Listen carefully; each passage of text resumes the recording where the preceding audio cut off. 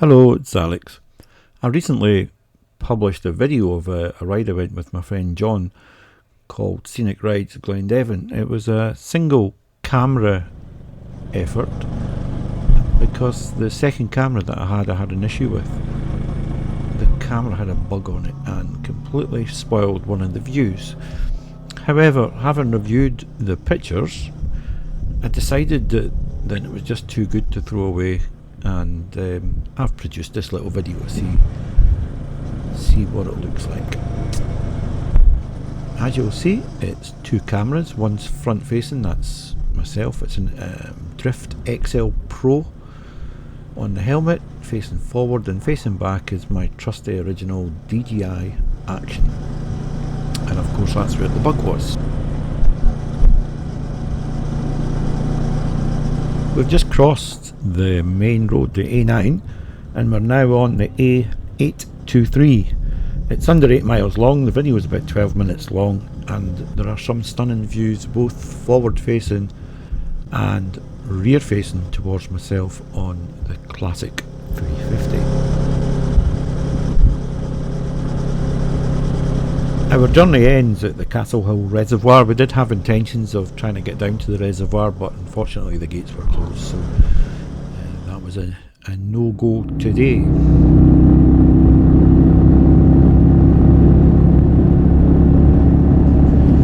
So to the video itself, the bug is in the centre, lower centre, slightly to the left, which is just unlucky.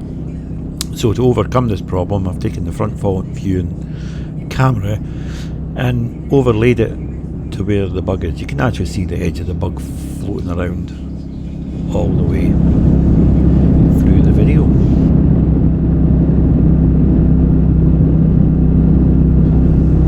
The video is shot in 2.7K at 25 frames per second. It's a good balance between quality and the size of the file it produces. 4K for me is just too big because I keep an awful lot of this footage.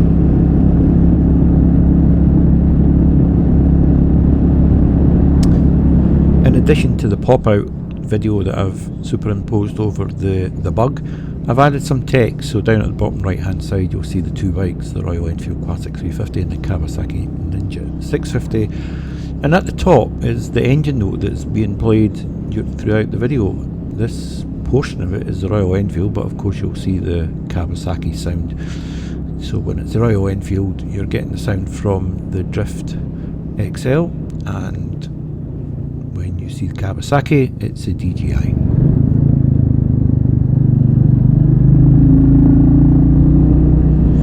Just a quick word about the cameras that I use. The DJI I've had now for quite a long time, since it came out.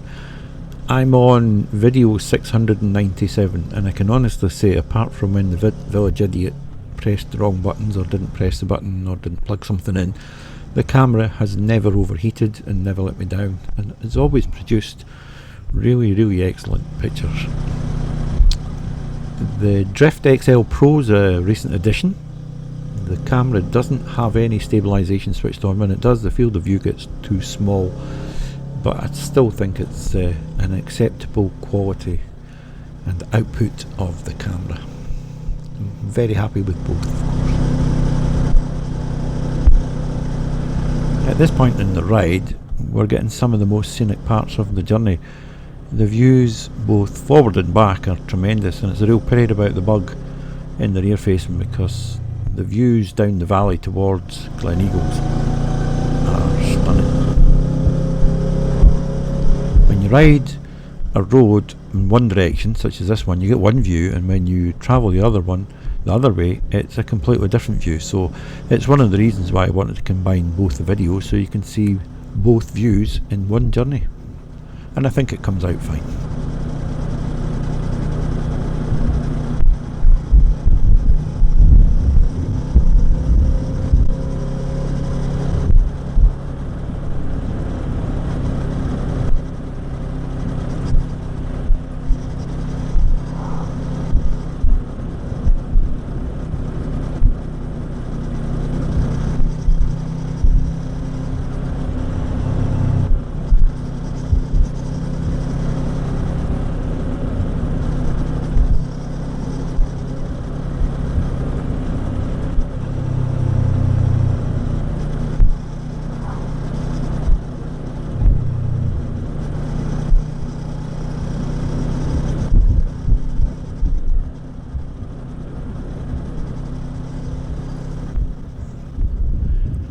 We were in no particular hurry to get down the road, and plenty of traffic on it. There were opportunities to overtake, but we were sitting at a nice constant rate.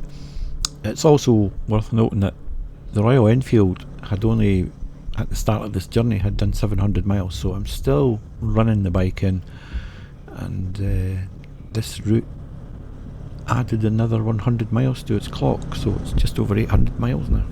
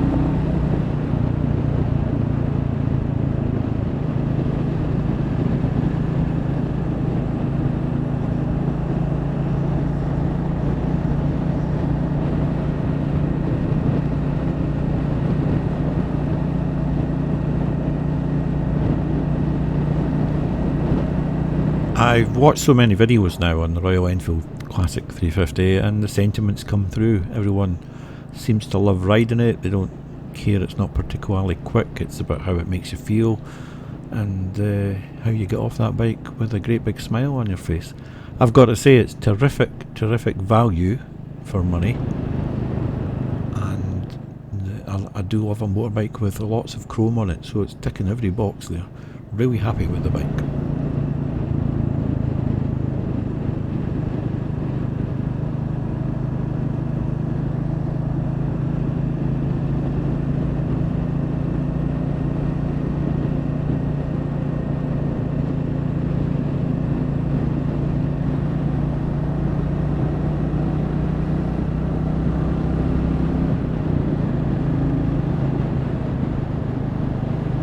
We've now left the heather covered hills, and we've moved into an area where we're getting a lot more foliage, a lot more trees and bushes and along the side of the road, so it's once again changed the vista of the ride.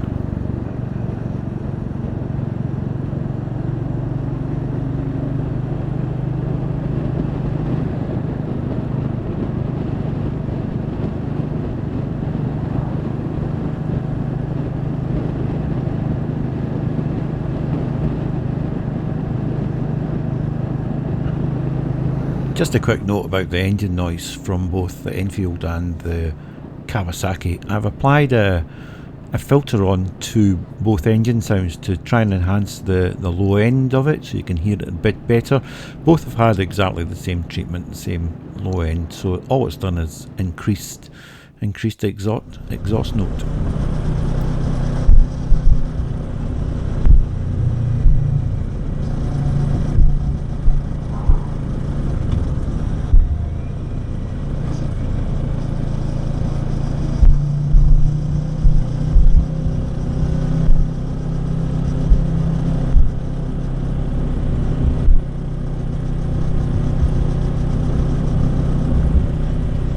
I love riding roads like this. It's just what motorcycles are made for, and when it's a sunny day it just lifts your spirits no end.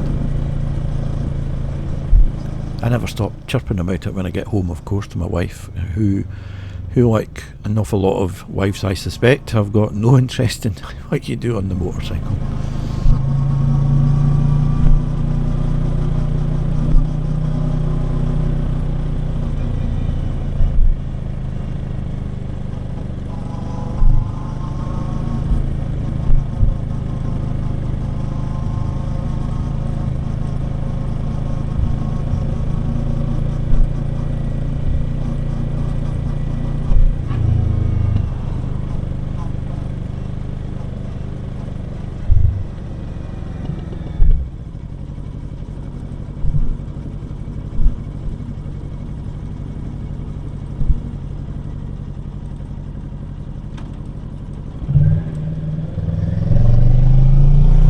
The blue background that you see surrounding the actual videos is actually a picture that I've taken, I think it was last year.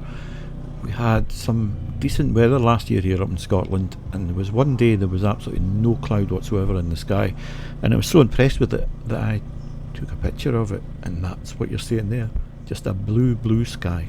It was beautiful. You can just see a seagull in the middle of the picture there.